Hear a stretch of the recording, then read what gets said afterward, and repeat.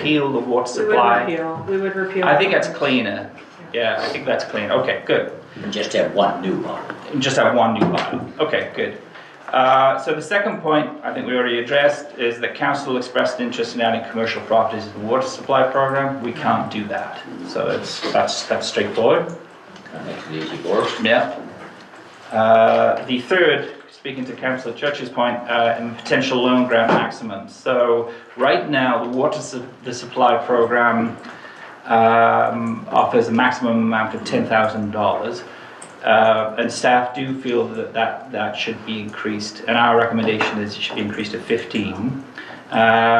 In terms of the sort of a very sort of cursory review, a well upgrade can range from $5,000 to $20,000 in costs, and a new septic system can range from $15,000 to $40,000, with the average around 20. I think 40,000 is the extreme. So in terms of what other municipalities do, well-known programs provided by the other municipal units range from $10,000 to $15,000. HRM provides a $20,000 maximum, whether it's for wells or water supply, and Victoria County provides $10,000 for either as well. So our recommendations are that the water supply program threshold, maximum rather, be raised to $15,000. And that the septic loan program should provide a maximum amount of $20,000. We can review that, but if council has any sort of feelings about those. I mean, there's only so much we can do to help people. I mean, we could do some additional research. So one of the things that I would like to do in developing the bylaw is to sort of speak with those 3 municipalities who offer the combined program and just see what kind of uptake has been, what kind of costs have been submitted, and just to see how they feel their current program is effective or not.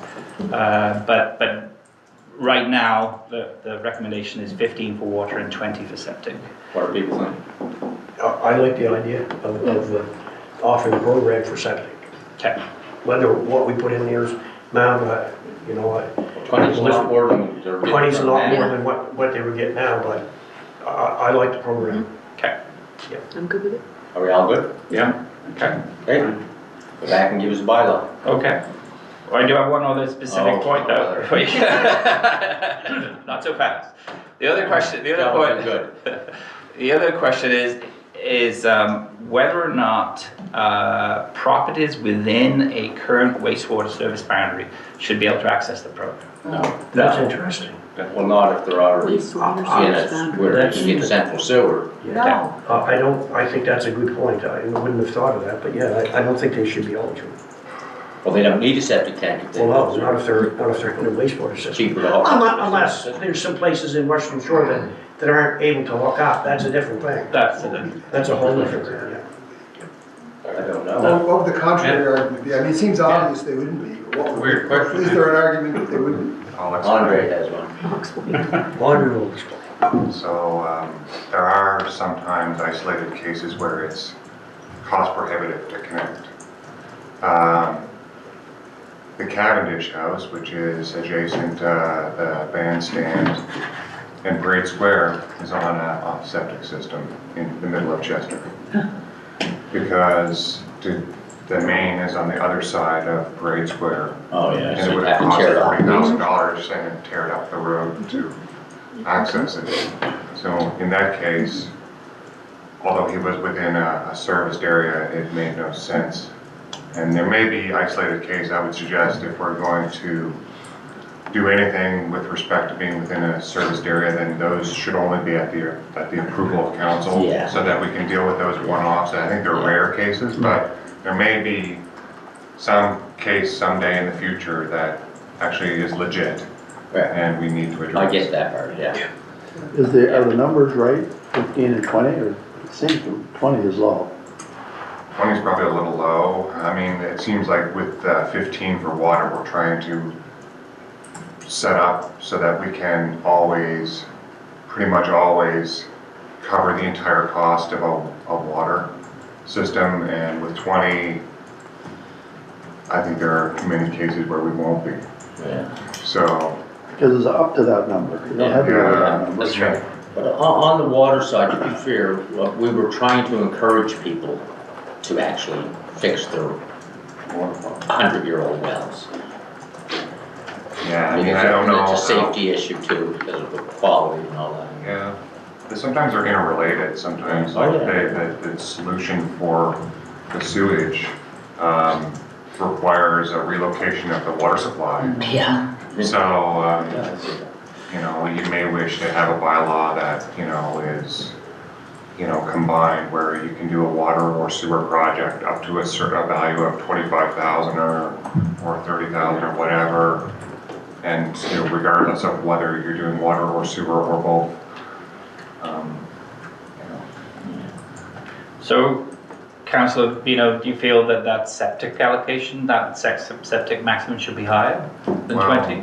Well, if we went to 25, it's When we better. started talking about this, $20,000 was worth a lot more than it is Yeah. today. Absolutely, yeah. So, I don't know, you know, I just, by putting it all in one, to me, property improvement is what we're trying to do. We're trying to keep people in their, and give people another tool to keep people in their houses as long as they can, as affordably as they can, and to give them, reinforce them.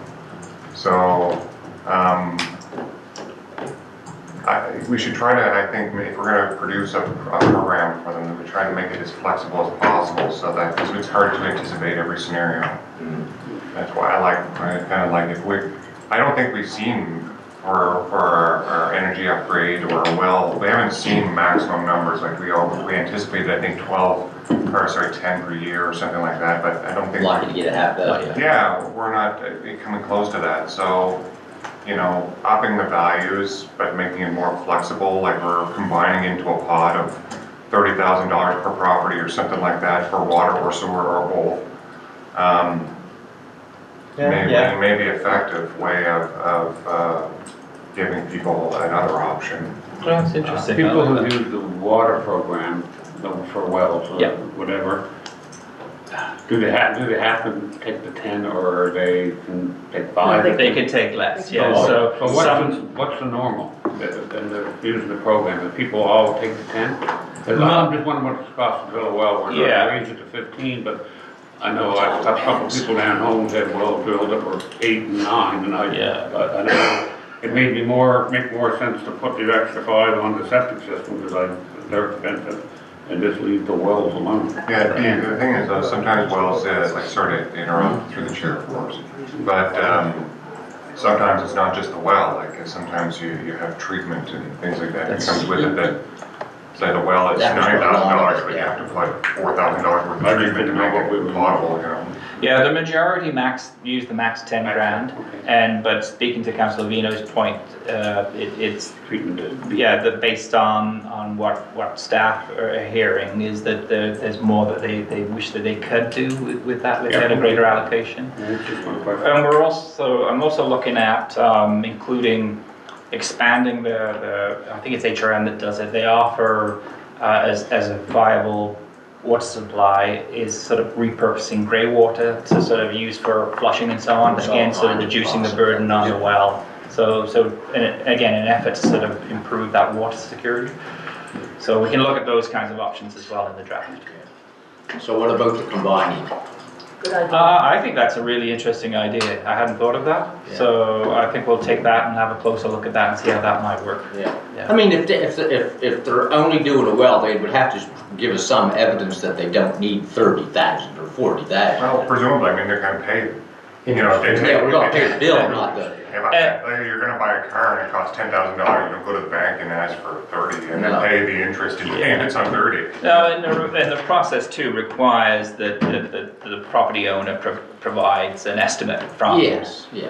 whoever's going to drill the Yeah. well or if they're going to No, install I the just don't septic want people system. coming in Yeah. and, oh, I'm fixing my well, it's 5, but it only costs me Yeah. $5. No, it's Yeah, based on 25, yeah. the maximum amount is Because based we on. charge less interest than You banks know, do. take the money and go on vacation. Yeah, and that's not what it's for. That's Derek.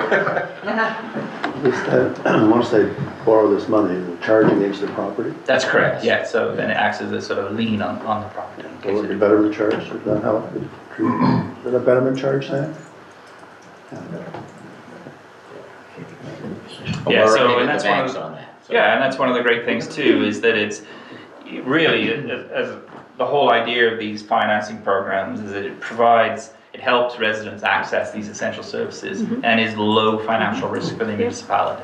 Well, theoretically, it should be no financial risk if it's a charge against their. Well, that is also Well, if they true. don't pay it back, we own their house. So, Yeah, that is Well, true. you have to go to the tax sale process, but still.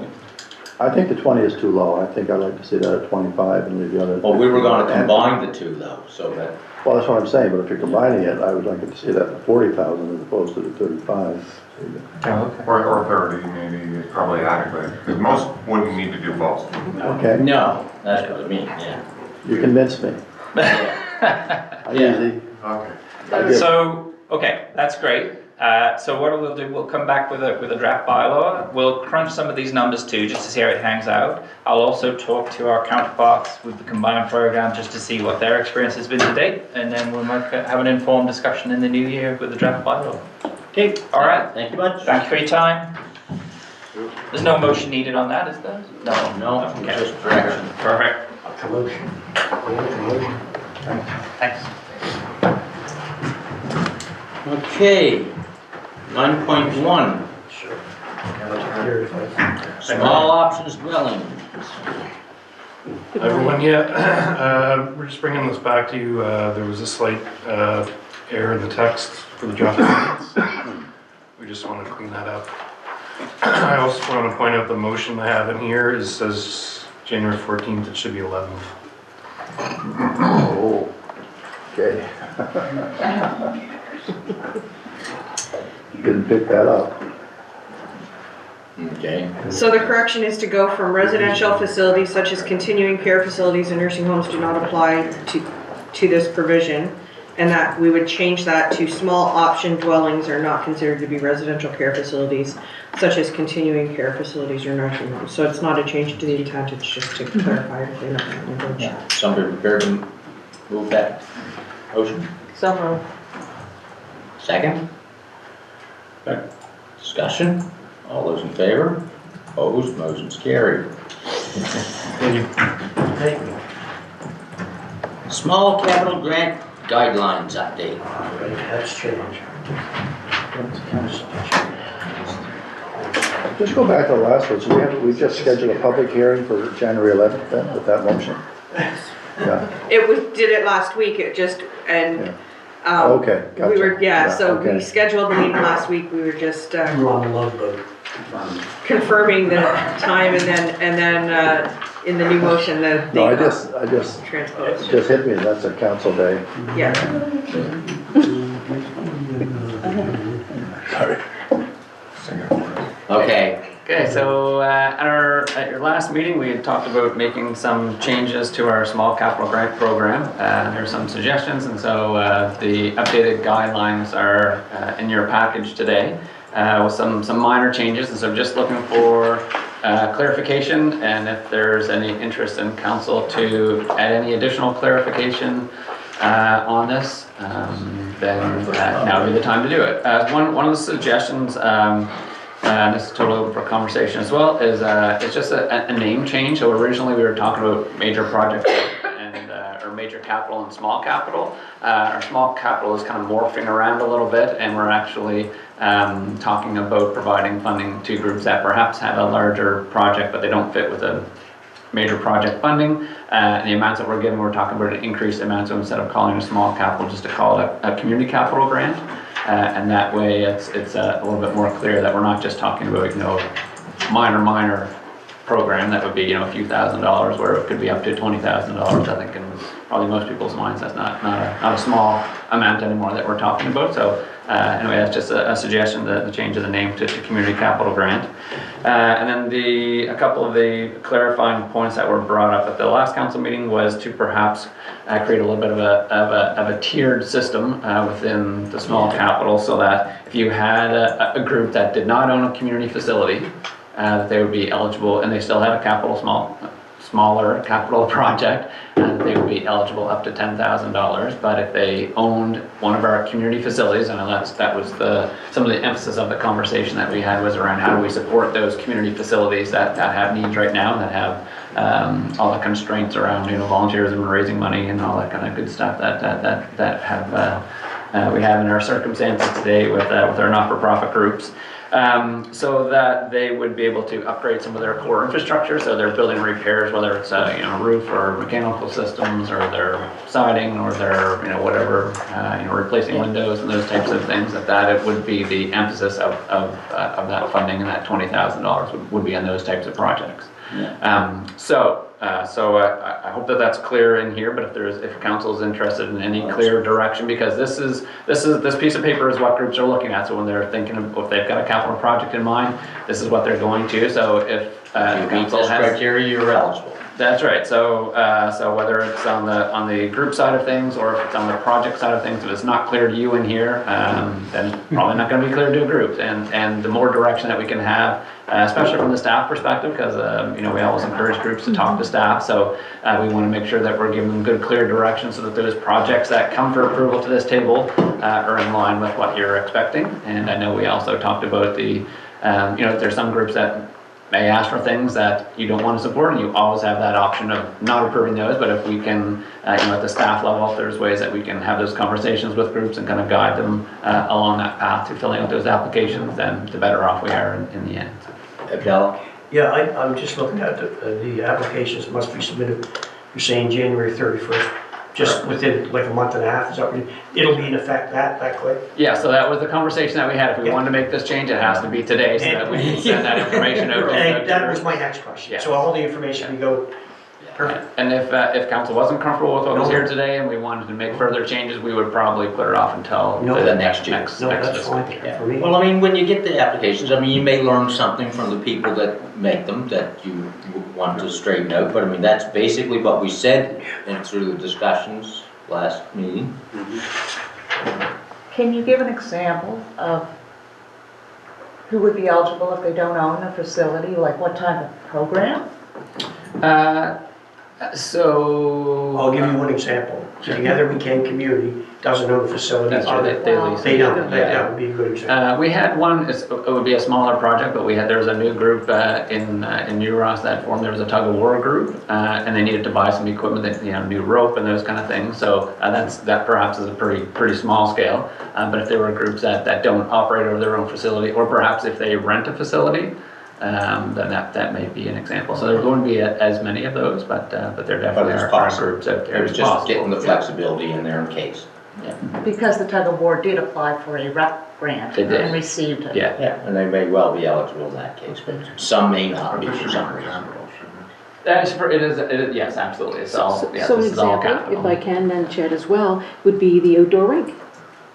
Sure. Outdoor Yeah, rink. we don't own it, but So you built it. That's capital, The Farmers Association owns the facility, but That's right. the rink is. so it's a So capital they need certain types of project, equipment and- don't own a facility. And I think that's where our decision comes into play, because you're gonna get those, Oh, you're always gonna get. those gray areas, or, And that's So are where, we happy with this, to allow it go?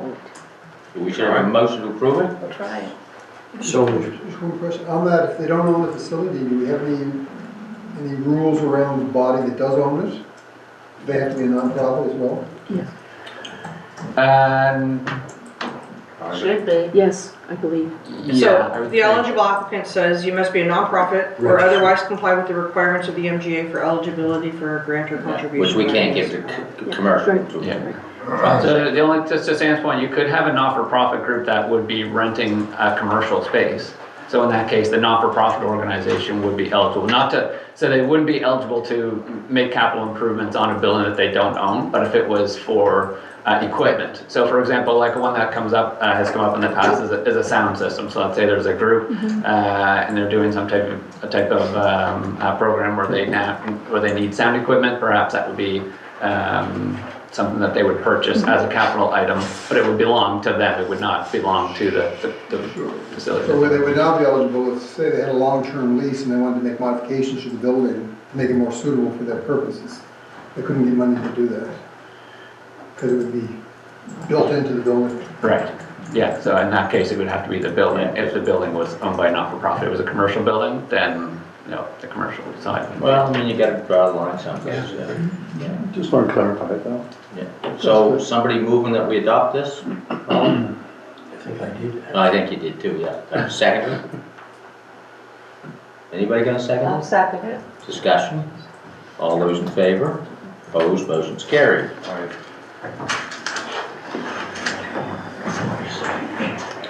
Thanks, Chad. Well, that's all you can do, and if it doesn't work out, then you can change, make the changes and make it work better. Didn't really talk. Okay, 9.3, Community Development and Recreation, request from Linda Flynn to recognize PDF, facilitate commercial agricultural use. Morning, Doc. Morning.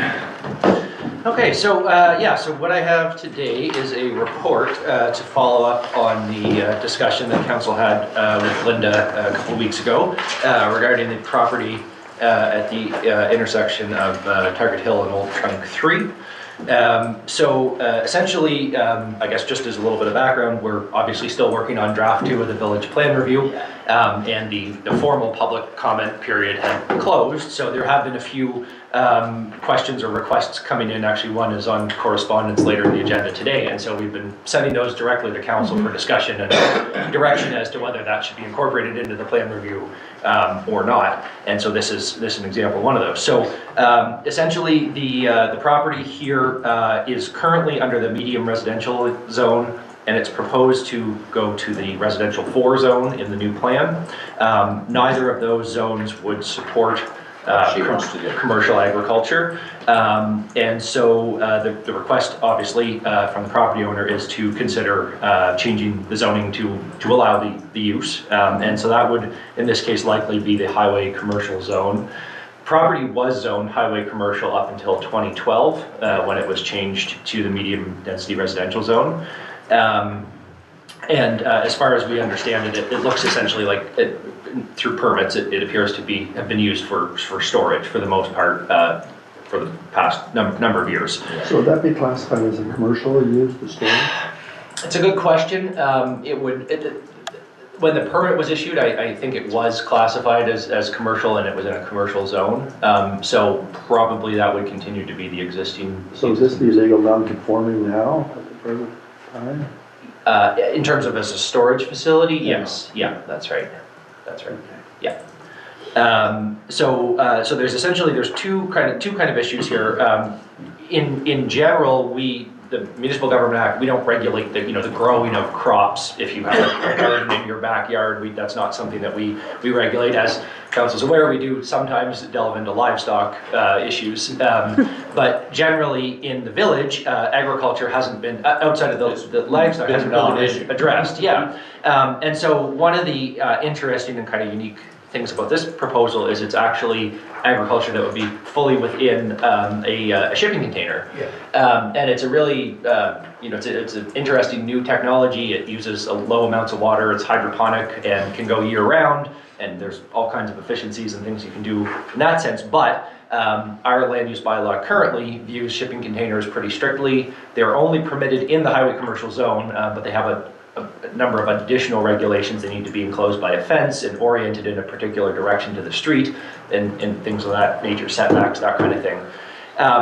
So there's kind of a couple of issues I guess here for council to consider. One is the rezoning of the property. The second is, and the applicant has stated here that they would be willing to clad the shipping container in a siding material. And I think from a land use perspective, if that's done appropriately with an appropriate siding material, it really becomes tricky to differentiate between a shipping container with siding material and a structure that's 10 feet by 40 feet that has similar siding materials. Yeah. So there's a couple of questions here, like I said, on the rezoning itself, and whether or not sort of commercial agriculture is something that we want to include in that zone as a permitted use. And then secondly, whether if a shipping container is clad in appropriate materials, do we view it just like any other structure under the land use bylaw? So those are kind of the issues that are brought up here. And I think in this case, the proposal is to do one shipping container to begin, with the possibility to potentially add more if it's successful, which makes sense. And we also theoretically could see this use proposed from other owners or other people in a variety of locations in the village. So I think it makes sense to consider that. How do we want to look at those shipping containers if they are clad in those materials? And yeah, that's Derek? Would you consider a development agreement for something like this? I didn't in this report, no. I'm not sure. So I guess the other issue with this property is it is generally surrounded by residential properties. It's in an area the council has talked about having, as a sort of a growth area in terms of servicing and potentially density.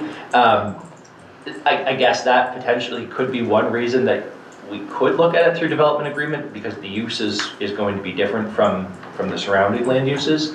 I'm not sure that you'd get much more out of a development agreement in this case, other than potentially, the only thing I could think of is whether there's, noise issues with the refrigeration unit that might be attached, that kind of thing. But personally, I think this is more of a zoning question, and then how we want to view, if a shipping container doesn't look like a shipping container, is it just like any other structure? Well, to me, I think that's a road we need to get down anyway, because a lot of people are getting shipping containers, and if you just leave it as a shipping container, it's an ugly thing and shouldn't be allowed. But if you're just using it as the sort of foundation of what you're building, it's no different than an ordinary building. Right. Yeah. So. Some people use them as homes now. Oh, for Don't look yeah. bad. Yeah, that's right. Well, they're the small homes, like, That's why I say if you're gonna put all these conditions on them, it'd be better to have it in the development agreement as opposed to in the zone. I'm just asking a question, I don't have a... Sorry, and just for clarity, are you talking about the use of agricultural or the shipping container? Containers. More of the shipping container More of the issue? shipping Okay. container. Yeah. I mean, potentially, yeah. Anyway, just thought, I'd like to see this happen, but I just want to make it happen the right way. Andre? This is a difficult one. I wish we didn't like you. It'd be easier to say no. Because we spent the last 2 years talking about how we can try to create more housing around the village without damaging the character of our village core. And sort of what we landed on is that if we're going to put density anywhere, we're probably going to want to put it behind our commercial on the other side of the number 3, which is exactly where this is. If we change the zoning to sort of allow like this sort of farming kind of thing, it's not really a compatible, it's easy to imagine a scenario where if we zone this as a permitted use, that lots could be in theory, like this one could in theory be taken up with shipping containers rather than the housing that we had been talking about for 2 years. I see that as a problem.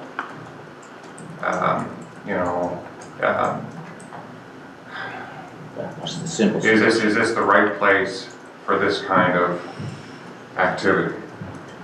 When we're going to service it with sewer, so shipping containers don't need sewer. It costs money to bring sewer to this area. So we're transmitting sewer via this lot, a good sized lot, and there's going to be, instead of people there, there's going to be shipping containers there. This is the problem. I know we can disguise the shipping container, we can put those as criteria. We can solve that technical problem, but there's a larger problem that we're trying to address that this doesn't, I don't feel like this helped us towards those aims. And I'm concerned about it from that perspective. Again, it's difficult because we like your food. We like going to your store and eating the stuff there, and we understand the need to have farming, and this is an innovative technology that brings that in a way that's possibly even more sustainable than wherever you're getting it from now. So we get all that. But the question is it the right place? Do we change our whole way of thinking about this area to allow a use that really isn't compatible with our plans for this area? And what, we're actively working on designing infrastructure to service that area so that we can create more density so that people can have houses that they don't have now. Would the residential be a permitted use in this new zone? So it would be basically bringing the highway commercial zone, the pink, across the street. Well, some of it's already across the street, right? Some of it's already across the street, highway commercial. Oh, sorry, Old Trunk 3, across Old Trunk 3. Yeah. So it would be, so it's not a new zone, so it would be bringing the highway commercial zone there, which, yes, we have been talking about that through the draft, that there is some ability to do residential uses in that zone. There is also, and that's actually another point that I should raise, there is also the possibility that any other use allowed in the highway commercial zone could go there. So if the property was sold or you know. Unless we did it by development agreement. True, that would be one way to. And that was why I was thinking so. Right, to avoid the other commercial uses. Gives us a lot more control. You would have to outline where you're gonna put the requirement for a DA. If you're gonna keep the R4 zone and say urban agriculture by development agreement? Right. Or. Have to figure out, That's a good thing. I mean, let's say that we succeed and there's all kinds of housing around that area. Like in 20 years, it's a success story. Some of us are dead, but those who are alive are like, Thanks, sorry. You know, we like, look, it worked. But then potentially, you know, you've moved on and somebody comes in and they fill the whole thing with shipping containers and they're all humming and buzzing, and the council of that day may be faced with all kinds of noise complaints. People can't sleep because, you know, refrigeration units are going or whatever. I don't even know. I mean, it just, you know, and, you know, maybe those units are by then 20 years old and they're not as quiet as they used to be. And it just, there's all kinds of things to think about. If we want to put a whole bunch of people here, do we want this next to them? And so that DA route where you put restrictions on facades, maybe you have barriers, that's a residential area. So I don't care if it was 20 years ago or 100 years ago. All I know is what our plan is and what we're investing in, and that this doesn't help us towards those aims. And so if we're going to do this, we have to have really closed controls on this so that some future council doesn't deal with the impact of this decision. How complicated would it be for you to go down the road of development agreement in this particular case? Well, we'd have to, the first thing would be to figure out, so is this going to be an option across the board, or is this an option only within a particular zone?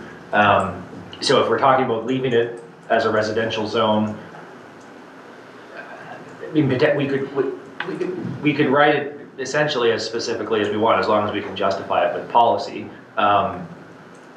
I think if we were going to consider this in the R4 zone, it would only be fair to also consider it in the R3 zone. Maybe keep it out of the core of the village. So maybe a couple of zones allow it through development agreement, and then we come up with criteria. Are we talking about any agriculture or just containerized agriculture?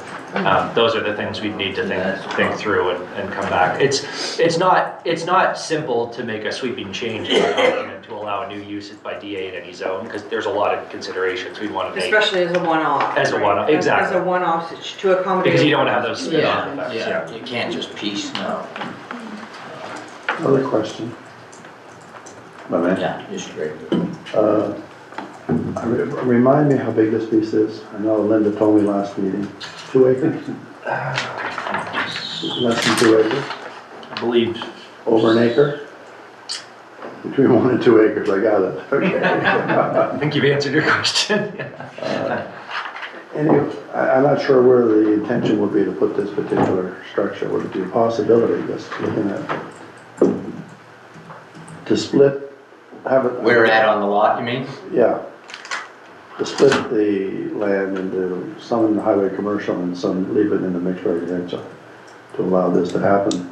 Is there enough land? Is it feasible? I don't know the answer to that. But I'm sensitive to what Andre is saying, because that is what we've been talking about over the last couple of years.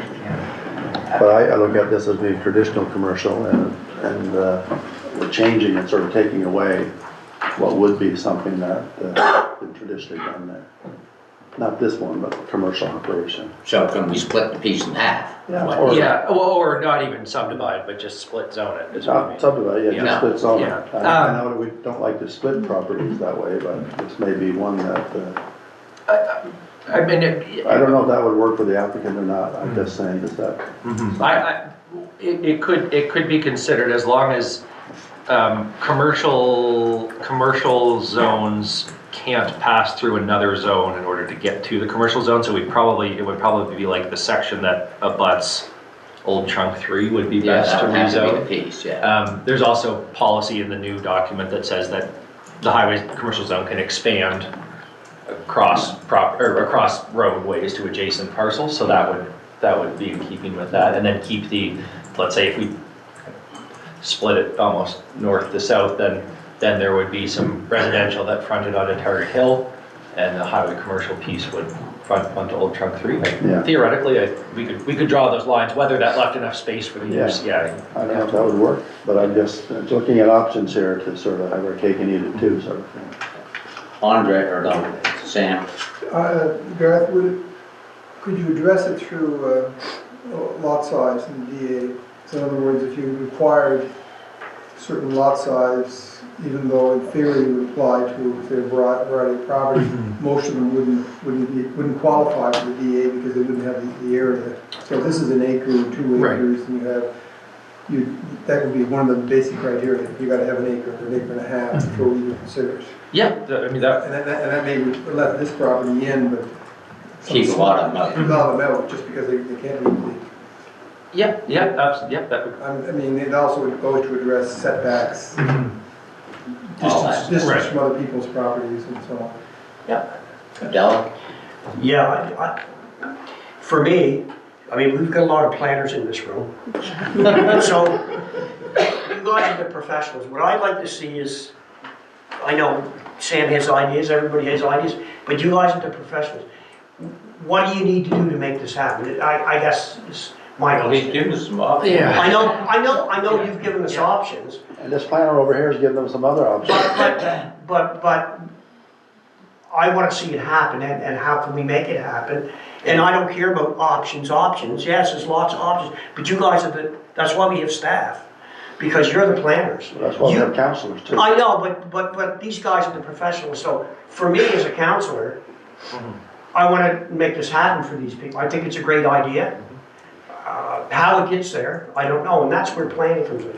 That's all I really have to say. Yeah, what's the least disruptive method? You know, and I think sometimes in government, every level, Well, I'll tell you the I don't want best to get out option. of this path, but, Tell you the best option, split zoning with the development. well, this is why the planners are here. I know, that's why we're talking to them. Yeah, but Split I really zoning take with a a lot of, development agreement. What's that no mean? disrespect to you, Derek, but If you split zone it, I don't know that you'd need a development agreement. wouldn't, Because the split zone, the zone would I allow, think that so. the development agreement with criteria for like stringent setbacks, certain minimum lot sizes, facades, all that stuff, you know, I could be swayed that it would be so restrictive that really it only works for maybe a handful of sites.